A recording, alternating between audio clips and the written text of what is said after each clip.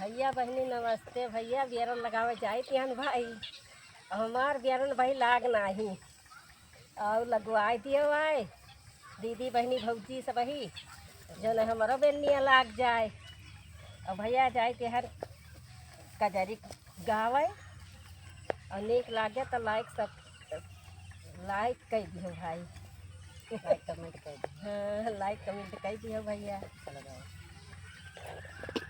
रेलिया रुकोटी कस के बाबू हम कलकत्ता जाबे ना, हम कलकत्ता जाबे ना।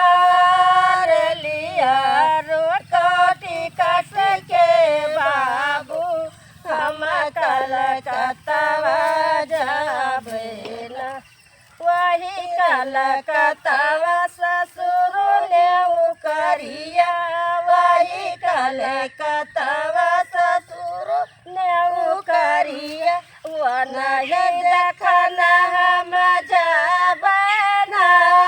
रेलिया रुकोटी कस के बाबू हम कलकत्ता जाबना।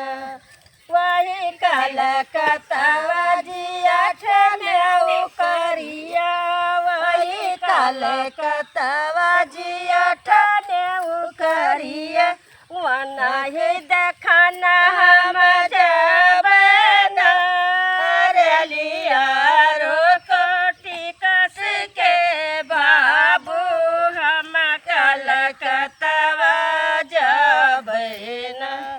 वही कलकत्ता देवरा ने करिया, वही कलकत्ता देवरा ने करिया। वो नहीं दे